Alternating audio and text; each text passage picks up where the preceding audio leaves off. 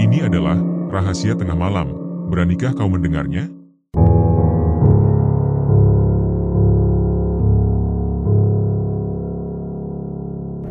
Kejadian ini bermula ketika sebuah keluarga mengalami cobaan berat dalam hidupnya. Sebut saja Pak Samiri, seorang petani yang memiliki ambisi besar untuk menjadi kaya. Setiap hari ia bekerja keras memanen hasil bumi, namun di dalam hatinya tersimpan keinginan untuk memiliki toko besar yang ia harap dapat menjadi tonggak awal pemulihan ekonomi keluarganya. Istrinya, Bu Raisa, adalah sosok yang selalu mengingatkan agar suaminya selalu bersyukur atas apa yang mereka miliki saat ini. Ia sering berkata dengan lembut, menyemangati suaminya agar tetap percaya pada kasih sayang Tuhan. Meskipun nasihat Bu Raisa mampu menyentuh hati Pak Samiri, mengikis kegundahannya dan mengembalikan rasa percaya dirinya, pengaruh positif ini hanya bertahan beberapa hari saja. Segalanya berubah drastis ketika panen mereka yang diharapkan dapat memperbaiki keadaan malah ludes terbakar. Insiden ini membuat Pak Samiri kehilangan kesabarannya. Ambisi untuk menjadi kaya dalam waktu singkat merasuki pikirannya, menutupi akal sehatnya. Ia mulai berusaha mencari cara instan untuk mencapai tujuannya, hingga akhirnya mendengar tentang sebuah tempat sakral yang diyakini bisa mengabulkan segala keinginan. Tempat ini bukanlah masjid, musola, atau langgar, melainkan sebuah lokasi pesugihan yang sering dibicarakan orang.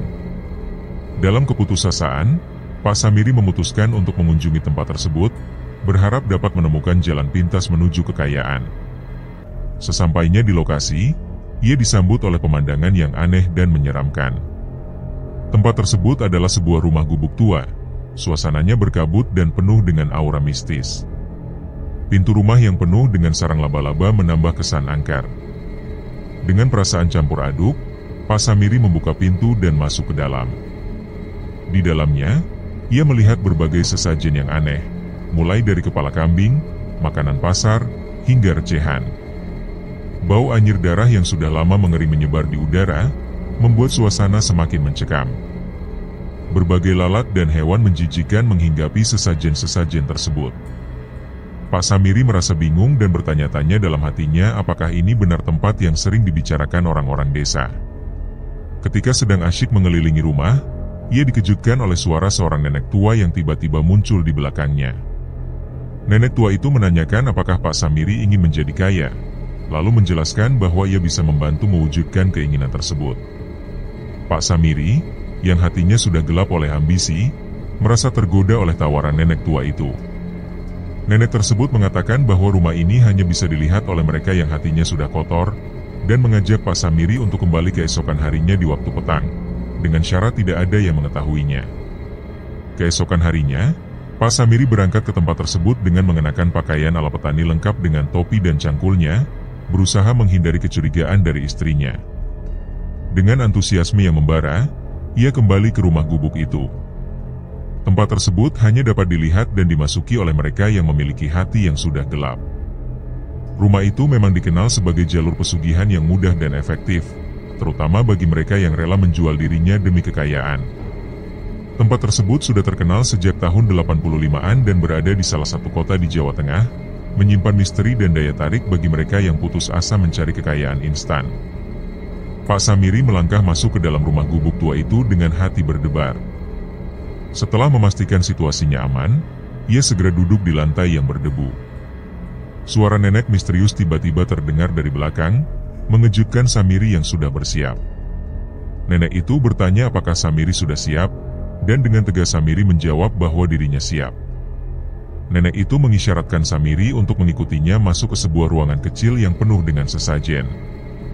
Di dalam ruangan itu, nenek misterius menunjukkan tempat di mana Samiri harus duduk, di dekat berbagai sesajen yang telah ditinggalkan oleh orang-orang sebelumnya. Nenek tua itu menjelaskan bahwa pesugihan memiliki tebusan yang tidak main-main, yaitu nyawa. Samiri merasa terkejut, tetapi godaan untuk menjadi kaya membuatnya tetap bertahan. Nenek itu mengingatkan Samiri bahwa tanpa pengorbanan nyawa, dia bisa kembali ke rumah dan menjalani hidup seperti biasa. Namun, dengan ladangnya yang terbakar habis, Samiri merasa tidak ada jalan lain untuk mencapai impiannya. Akhirnya, Samiri setuju untuk mengambil tirakat pesugihan itu dan memberikan nyawa sebagai tebusan yang diminta. nenek itu memberikan instruksi agar Samiri berpuasa selama 40 hari di tempat tersebut. Setelah selesai, dia akan menemukan rumahnya penuh dengan harta. Samiri menerima tawaran tersebut dengan antusiasme, meskipun ada rasa takut yang menghantui. Ketika ditanya kapan harus memulai, nenek itu menyuruhnya untuk mulai esok hari. Samiri kembali ke rumahnya dengan hati penuh harapan dan beban berat di pundaknya. Sesampainya di rumah, Samiri memberitahu istrinya bahwa ia akan pergi selama 40 hari dan meminta Bu Raisa untuk menerima apapun yang mungkin diberikan orang lain selama ia pergi. Bu Raisa, meskipun ragu, akhirnya memberikan izin setelah Samiri meyakinkannya. Pagi berikutnya, Samiri berangkat kembali ke rumah gubuk dengan membawa bekal dan pakaian. Seperti biasa, tempat itu hanya terlihat bagi mereka yang hatinya dipenuhi kehendak buruk. Setelah sampai, Samiri memasuki rumah gubuk dan duduk menunggu kedatangan nenek misterius. Ia tidak memikirkan resiko yang akan dihadapinya, tetapi tekadnya sudah bulat. Nenek misterius muncul dan mempersilakan Samiri masuk ruangan untuk memulai tirakat. Sebelum mulai, nenek itu menjelaskan lebih lanjut tentang pesugihan. Setiap minggu, Samiri harus menumbalkan satu orang agar kekayaannya tetap terjaga. Jika tidak, kekayaan itu akan menipis dan akhirnya habis. Samiri merasa berat dengan perjanjian ini, tetapi demi kesejahteraan anak-anaknya, ia setuju. Nenek itu juga menjelaskan tentang api pesugihan, ancaman yang akan menghancurkan keluarganya jika ia melanggar peraturan. Api ini tidak hanya menghancurkan, tetapi juga menenggelamkan seseorang dalam penderitaan yang tak terbayangkan. Pesugihan bukanlah jalan terbaik, nenek itu memperingatkan, tetapi Samiri yang putus asa tetap memilih jalan ini demi masa depan anak-anaknya. Dengan pilihan yang sudah dibuat, nenek itu meninggalkan Samiri sendirian di ruangan tersebut. Ia harus menjalani tirakat selama 40 hari dan tidak boleh keluar sebelum selesai. Nenek itu menjanjikan bahwa harta kekayaan akan dikirimkan ketika tirakat selesai. Samiri pun mempersiapkan dirinya untuk menghadapi cobaan berat ini, dengan keyakinan bahwa ini adalah satu-satunya cara untuk memberikan kehidupan yang lebih baik bagi keluarganya. Sebagai seorang ayah, Samiri merasa bertanggung jawab untuk melakukan apapun demi kesejahteraan anak-anaknya, bahkan jika itu berarti harus menempuh jalan yang gelap dan berbahaya. Selama berhari-hari, Samiri berdiam diri di ruangan kecil itu, menahan rasa lapar dan haus yang terus-menerus menghantui. Setiap kali ia melihat keluar melalui jendela rumah gubuk tua itu, ia menyaksikan rotasi matahari dan bulan yang menerangi dan menggelapkan ruangan tersebut. Tangisnya sering pecah ketika ia mengingat kondisi anak-anaknya yang masih kecil dan istrinya yang menunggunya di rumah. Semua ini terjadi karena ekonomi keluarganya yang tak sesuai dengan ekspektasi. Kehancuran dan cobaan hidup membuatnya memilih jalan yang dirasa kurang tepat. Selama 40 hari, Samiri menjalani tirakat tersebut dengan tubuh yang semakin kurus, rambut berantakan, dan wajah yang hampir tidak bisa dikenali lagi. Ketika akhirnya tirakat itu selesai, suara ketukan pintu menggema dan membangunkannya dari keadaan yang lemah. Dengan susah payah, Samiri membuka pintu dan mendapati nenek misterius itu membawa makanan yang tertutup kain hitam. Nenek tersebut menyuruhnya makan untuk memulihkan kekuatan, lalu mandi untuk membersihkan tubuhnya agar bisa dikenali kembali oleh keluarganya. Samiri mengikuti perintah nenek itu dengan harapan yang terus menyala dalam hatinya. Ia ingin melihat senyuman hangat keluarganya, merasakan pelukan rindu dari anak-anaknya, serta ciuman mesra dari istrinya. Ini adalah pertama kalinya ia merasa begitu rindu kepada keluarganya. Setelah selesai membersihkan diri, Samiri keluar dari rumah gubuk itu dengan wajah yang bersih dan perut yang terisi. Aneh tapi nyata, tubuhnya tampak bugar kembali, seolah-olah ia tidak mengalami penderitaan selama 40 hari itu. Dengan langkah cepat, Samiri segera menuju rumahnya. Di sana, ia mendapati rumahnya dikerumuni oleh para warga desa yang penasaran. Desas-desus tentang kekayaan mendadak Bu Raisa telah menyebar luas. Ketika Samiri akhirnya menerobos masuk, ia disambut oleh keheranan para warga. Bu Raisa segera menariknya masuk ke kamar untuk memperlihatkan sesuatu yang mengejutkan, sebuah tas penuh dengan puluhan juta rupiah. Samiri mengklaim bahwa uang itu adalah hasil kerja kerasnya, tetapi Bu Raisa tidak mempercayainya begitu saja. Pertanyaan tentang asal-usul uang itu terus membanjiri pikiran Bu Raisa, terutama karena ia tahu bahwa suaminya tidak memiliki pekerjaan yang jelas selama 40 hari itu. Ketika ditanya siapa yang mengantarkan uang tersebut, Bu Raisa menjelaskan bahwa seorang nenek tua datang selepas subuh dan meninggalkan tas itu. Samiri merasa heran, bagaimana nenek yang ditemuinya di gubuk tua itu bisa mengetahui tempat tinggalnya. Meskipun begitu, ia mencoba meyakinkan istrinya untuk menggunakan uang tersebut untuk membeli bahan makanan dan mengadakan selamatan. Bu Raisa, bagaimanapun, tetap curiga dan merasa tidak nyaman dengan asal-usul uang itu. Ketegangan semakin memuncak ketika Bu Raisa menuduh Samiri melakukan pesugihan. Samiri yang marah, membentak istrinya untuk menutup mulut.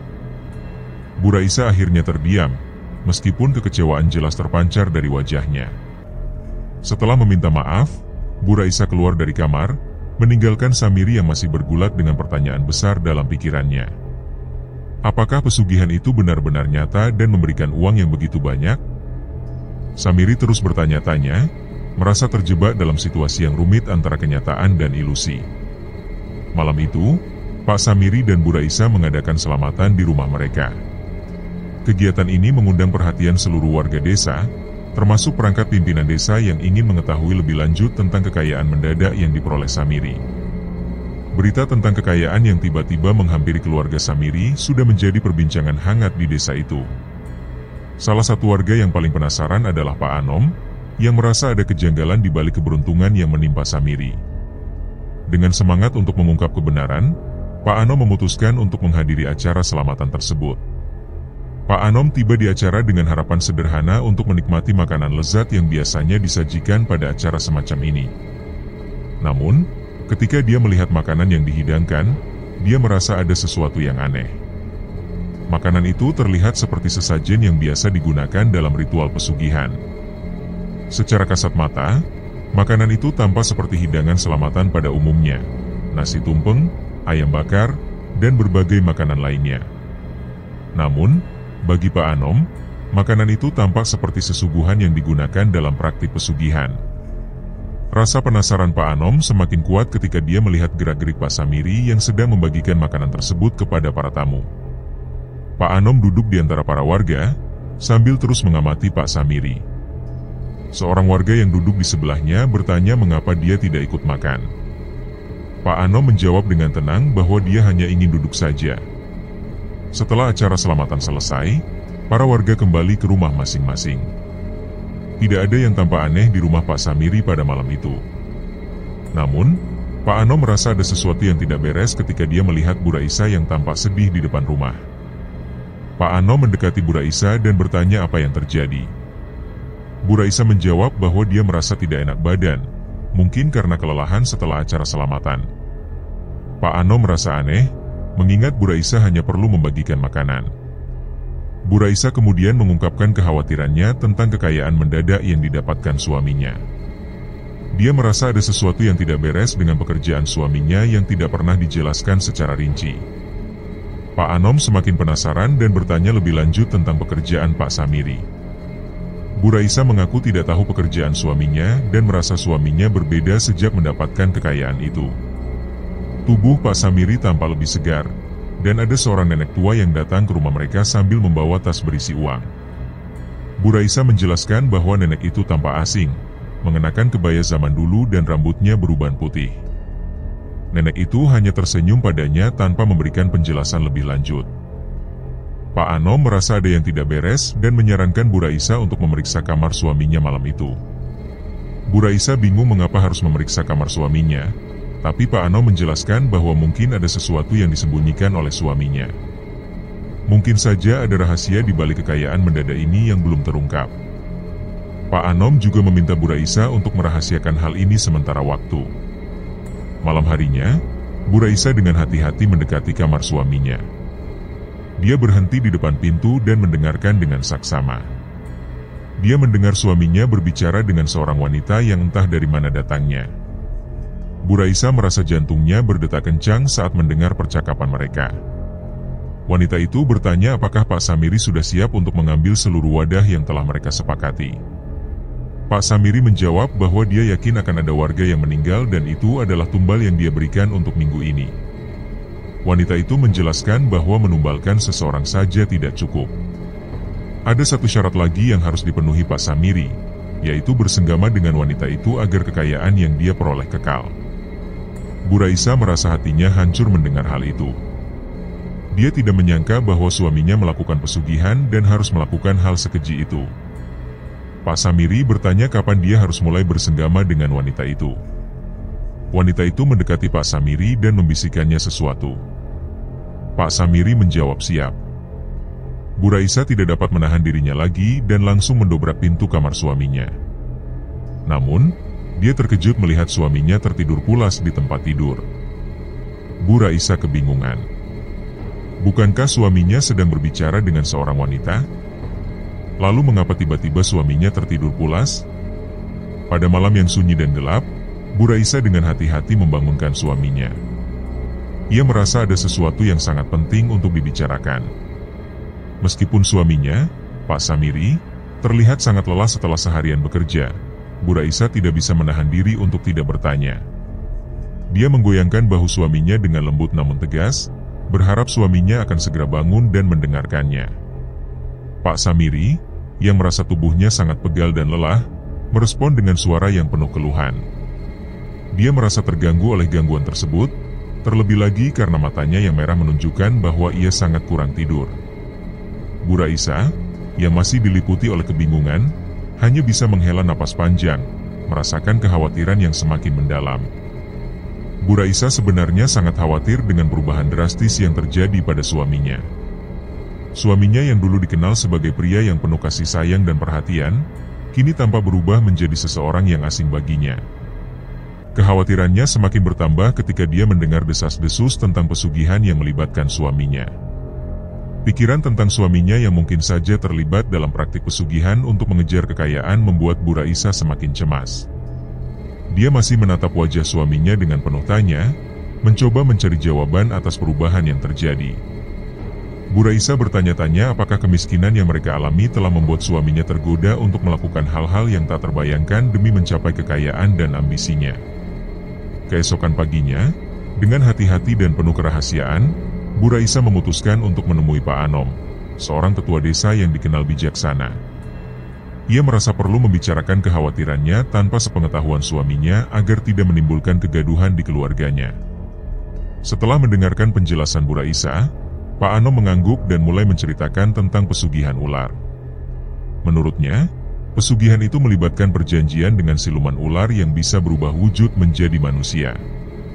Penjelasan ini membuat Bu Raisa teringat akan suara seorang gadis yang menawarkan syarat-syarat pesugihan yang pernah ia dengar. Pak Anom melanjutkan penjelasannya dengan nada serius.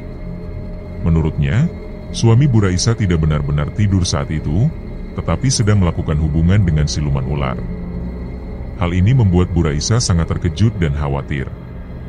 Ia mulai menghubungkan titik-titik yang ada, mengingat suaminya yang tampak sangat lelah dan berkeringat seperti baru saja menyelesaikan hubungan intim. Kekhawatirannya semakin dalam, namun ia tetap berusaha mencari jalan keluar. Pak Anom menjelaskan bahwa korban dari pesugihan tersebut kemungkinan besar adalah warga desa mereka. Ia meyakini bahwa suami Bu Raisa sedang mengincar salah seorang warga sebagai tumbal. Bu Raisa, yang semakin cemas, meminta saran dari Pak Anom tentang apa yang harus dilakukan. Pak Anom memberikan penjelasan tentang bagaimana makanan yang disajikan pada acara selamatan kemarin mungkin sudah diperuntukkan sebagai tumbal. Bu Raisa merasa semakin khawatir, terutama karena hal ini berarti seluruh warga desa dalam bahaya. Pak Anom memberikan saran praktis untuk mencegah siluman ular memasuki rumah warga. Ia menyarankan agar Bu Raisa memberitahu warga desa untuk menaburkan garam di depan dan belakang rumah mereka setelah maghrib. Menurut Pak Anom, cara ini adalah yang terbaik untuk melindungi warga dari ancaman siluman ular. Bu Raisa merasa sedikit lega setelah mendengar saran tersebut dan berjanji untuk segera memberitahu warga desa. Setelah berbicara dengan Pak Anom, Bu Raisa kembali ke rumahnya. Namun, saat ia tiba di rumah, ia terkejut melihat keramaian di rumah tetangganya. Setelah diselidiki, ternyata tetangganya telah meninggal dunia dengan luka lebam kebiruan di sekujur tubuhnya. Keluarga tetangganya menceritakan bahwa sebelum meninggal, mereka mendengar desisan ular dan mencium bau melati di rumah. Bu Raisa merasa yakin bahwa ini adalah ulah dari siluman ular yang mereka bicarakan sebelumnya. Dengan hati yang berat, Bu Raisa hanya bisa berdiri di keramaian sambil menutup hidungnya dengan jilbab. Ia merasa dilema, tidak ingin suaminya terlibat lebih jauh dalam pesugihan haram itu, namun juga merasa takut akan keselamatan warganya. Di dalam rumah, Bu Raisa mendapati suaminya sedang menghitung uang dengan tenang sambil menyeruput kopi. Suaminya meminta agar Bu Raisa membelanjakan makanan dan buah-buahan untuk warga desa. Bu Raisa merasa bingung dan curiga dari mana uang tersebut berasal. Suaminya mengklaim bahwa uang itu adalah hasil kerja kerasnya. Namun Bu Raisa tidak bisa menghilangkan rasa curiganya. Ia memandangi uang tersebut dengan tatapan tajam, mencoba mencari tahu kebenarannya. Suaminya merasa kesal dengan sikap Bu Raisa yang terus bertanya tentang pekerjaannya. Dia merasa bahwa sebagai istri, Bu Raisa seharusnya bersyukur dengan uang yang mereka miliki sekarang. Namun, Bu Raisa tetap teguh pada pendiriannya bahwa uang bukanlah segalanya. Ia menekankan bahwa meskipun uang penting, mereka tidak boleh diperbudak olehnya. Ketegangan semakin meningkat ketika suaminya menggebrak meja dengan keras, membuat Bu Raisa terkejut. Dia merasa bahwa Bu Raisa tidak tahu berterima kasih dan seharusnya bersyukur atas uang yang mereka miliki. Bu Raisa mencoba menjelaskan bahwa tetangga mereka baru saja berduka karena salah satu anggota keluarganya meninggal dengan luka lebam kebiruan. Suaminya merespon dengan sinis, mengingatkan Bu Raisa bahwa tetangga-tetangga mereka tidak pernah membantu ketika mereka dalam kesulitan. Namun, Bu Raisa tetap berpegang pada prinsipnya bahwa mereka harus bergantung pada Tuhan dan menjaga hubungan baik dengan tetangga. Ia percaya bahwa omongan buruk dari tetangga tidak boleh merusak hubungan mereka. Pak Samiri merasa lelah menghadapi istrinya dan menyerah pada perdebatan. Mendengar cerita istrinya, Samiri merasa semakin yakin bahwa proses tumbal pertamanya sudah berhasil. Dia memasuki kamar dan membuka kasur yang telah dijadikan tempat munculnya uang dari pesugihan. Dengan perasaan puas dan senyum yang lebar, dia merasa pesugihan tersebut memang nyata dan berhasil. Namun, di balik senyuman itu, dia merasa curiga bagaimana istrinya bisa tahu bahwa uang yang dia miliki adalah hasil dari cara yang haram. Apakah ada seseorang yang memberitahu istrinya tentang rahasia gelap ini? Sementara itu, Bu Raisa semakin bingung dan penasaran dengan tingkah laku suaminya yang seolah-olah telah kehilangan rasa empati. Dia merasa heran mengapa suaminya tidak menunjukkan rasa peduli terhadap kematian tetangga mereka yang sangat aneh. Malam harinya, Pak Samiri memilih untuk tidak keluar rumah sama sekali, merasa ada kejanggalan dengan tingkah laku istrinya. Bu Raisa, yang sedari tadi berada di dapur, sedang menyiapkan kopi untuk suaminya. Dia hampir lupa bahwa hari ini seharusnya dia memberitahu warga untuk menaburkan garam di depan dan belakang rumah masing-masing untuk melindungi dari ancaman siluman ular. Namun, saat dia selesai membuat kopi, telinganya menangkap suara desisan ular dari arah belakang rumahnya. Suara itu begitu jelas dan membuat hatinya cemas akan bahaya yang mungkin mengancam keluarganya. Dengan segera, Bu Raisa mengambil sapu sebagai alat pertahanan, berjaga-jaga kalau ular itu muncul di hadapan pintunya. Ketika dia membuka pintu belakang, alangkah terkejutnya dia melihat seekor ular berukuran besar sedang mengangkat kepalanya dengan tatapan yang menakutkan. Bu Raisa, dengan cepat dan refleks, berteriak dan memukuli ular tersebut dengan sapu yang dia pegang. Ular itu berhasil menghindar dan melarikan diri ke semak-semak di belakang rumah. Peristiwa ini membuat Bu Raisa semakin yakin bahwa siluman ular itu memiliki hubungan dengan suaminya. Dia merasa bahwa malam ini, siluman ular tersebut mungkin berencana untuk kembali menggoda suaminya. Bu Raisa, yang dikenal sebagai orang dengan prasangka kuat, percaya bahwa perasaannya ini tidak salah. Kemunculan ular aneh tersebut menegaskan kecurigaannya bahwa kematian tetangga mereka adalah akibat dari pesugihan yang dilakukan suaminya. Sejak malam itu, Bu Raisa selalu mengawasi gerak-gerik suaminya dengan cermat, baik di dalam maupun di luar rumah. Baginya, ancaman yang tidak tampak oleh mata adalah hal yang paling menakutkan. Kejadian ini berlangsung selama beberapa hari, di mana setiap harinya desa mereka kehilangan satu orang dengan kematian yang mencurigakan. Tubuh para korban ditemukan dalam keadaan lebam kebiruan, seolah-olah telah dililit oleh sesuatu yang besar dan kuat, seperti ular. Dalam situasi yang mencekam ini, perekonomian keluarga Samiri dan Bu Raisa justru semakin membaik. Hal ini membuat warga desa curiga dan berbisik-bisik bahwa Samiri mungkin telah menggunakan pesugihan untuk memperkaya dirinya. Di tengah-tengah ketegangan ini, Bu Raisa harus merawat dua anak kembarnya yang masih kecil, Dodo dan Didi. Kedua anaknya memiliki kebiasaan bersembunyi ketika merasa ada bahaya. Dodo selalu bersembunyi di bawah tempat tidur, sementara Didi lebih suka bersembunyi di kamar ayahnya. Pada suatu hari, ketika Bu Raisa sedang menemui Pak Anom untuk membahas kemunculan ular aneh tersebut, Didi bersembunyi di lemari ayahnya dan Dodo di bawah ranjang kamar tidur ayahnya. Hari itu, Pak Samiri sedang melakukan ritual tirakat dengan bersenggama bersama siluman ular tersebut. Kedua anaknya, Dodo dan Didi, melihat seseorang dengan wajah bersisik dan lidah yang selalu mendesis mendatangi rumah mereka. Meskipun mereka ketakutan, mereka tidak berani mengungkapkan apa yang mereka lihat. Saat Pak Samiri sedang bersenggama dengan siluman ular itu, Didi menyaksikan dengan mata kepalanya sendiri ayahnya menciumi dan memeluk ular besar tersebut. Dia melihat ekor ular perlahan melilit tubuh ayahnya, dan hal ini membuatnya ketakutan. Didi menutup mulutnya dengan kedua tangan, merasa bingung dengan apa yang dilihatnya. Dia berpikir bahwa ayahnya mungkin sudah gila karena memeluk dan mencium seekor ular di atas ranjang. Setelah selesai dengan ritualnya, tiba-tiba ular tersebut menghilang entah kemana. Ketika Pak Samiri sedang mengenakan pakaiannya kembali, Didi keluar dari tempat persembunyiannya di lemari. Hal ini membuat Pak Samiri sangat terkejut. Dodo yang bersembunyi di bawah ranjang juga keluar. Melihat kedua anaknya mengetahui sesuatu yang seharusnya tidak mereka lihat, Pak Samiri merasa khawatir jika mereka menceritakan hal ini kepada ibunya, Bu Raisa. Samiri merasa sangat panik dan gelisah setelah mendengar pertanyaan polos dari Didi yang mempertanyakan mengapa dia menciumi ular. Samiri mencoba menutupi kegugupannya dengan mengatakan bahwa tidak ada apa-apa. Namun, Didi dengan polosnya menegaskan kembali bahwa dia melihat ayahnya melakukan hal tersebut. Merasa terpojok, Samiri langsung menutup mulut Didi dan Dodo dengan cepat, berharap mereka tidak akan menceritakan kejadian itu kepada Bu Raisa. Kedua anak tersebut menangis keras, membuat suara tangisan mereka terdengar hingga ke ruang tamu tempat Bu Raisa baru saja tiba di rumah. Bu Raisa yang khawatir segera masuk ke dalam rumah dan melihat pemandangan yang mengejutkan. Kedua anaknya sedang menangis keras dengan mulut yang dibekap oleh tangan Samiri. Bu Raisa segera bertanya kepada suaminya tentang apa yang terjadi, tetapi Samiri hanya menjawab dengan gugup bahwa tidak ada apa-apa yang perlu dikhawatirkan. Dia membiarkan kedua anak mereka berlari ke arah Bu Raisa, yang segera memeluk mereka dengan penuh kasih sayang. Bu Raisa berusaha menenangkan Didi dan Dodo yang masih dalam keadaan ketakutan. Sambil menangis, Didi mengatakan bahwa dia takut, tetapi Bu Raisa dengan lembut menjelaskan bahwa semuanya akan baik-baik saja karena dia ada di sana untuk melindungi mereka.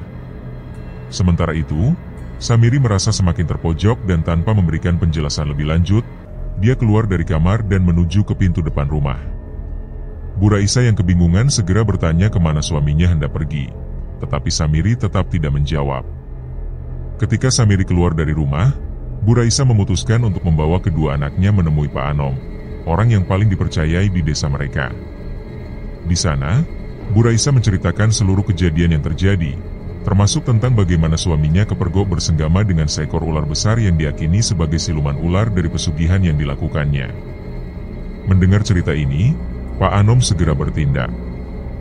Dia memutuskan untuk membawa Bu Raisa dan beberapa warga desa ke tempat yang diyakini sebagai tempat pertama kali Samiri bertemu dengan siluman ular tersebut. Dengan bantuan warga, Pak Anom menelusuri jejak Samiri hingga mereka tiba di sebuah lokasi yang dipercaya sebagai pintu masuk ke kerajaan siluman ular. Pak Anom meminta Bu Raisa dan warga desa untuk mundur, memberinya ruang untuk melakukan ritual pembersihan dan penelusuran. Setelah beberapa saat, Pak Anom menjelaskan bahwa Samiri telah dibawa ke kerajaan siluman ular dan tidak akan pernah bisa kembali lagi ke dunia nyata. Menurut Pak Anom, Samiri telah menjadi bagian dari kerajaan tersebut karena rasa malu dan perbuatannya yang telah melanggar batas. Di saat yang bersamaan, sebuah bencana terjadi di rumah Bu Raisa. Rumah mereka terbakar hebat, menghanguskan seluruh harta benda yang didapat dari hasil pesugihan. Bu Raisa hanya bisa pasrah menyaksikan rumahnya dilalap api. Namun, dia merasa bersyukur karena dia dan kedua anaknya berhasil selamat dari petaka yang ditimbulkan oleh pesugihan yang dilakukan oleh suaminya. Bu Raisa berusaha untuk memulai kehidupan baru dengan kedua anaknya. Dia bertekad untuk meninggalkan segala hal yang berkaitan dengan pesugihan dan hidup dengan cara yang lebih baik dan bersih. Meski perjalanannya tidak akan mudah, Bu Raisa yakin bahwa dengan usaha dan doa, dia dan anak-anaknya akan mampu menjalani hidup yang lebih baik dan penuh berkah.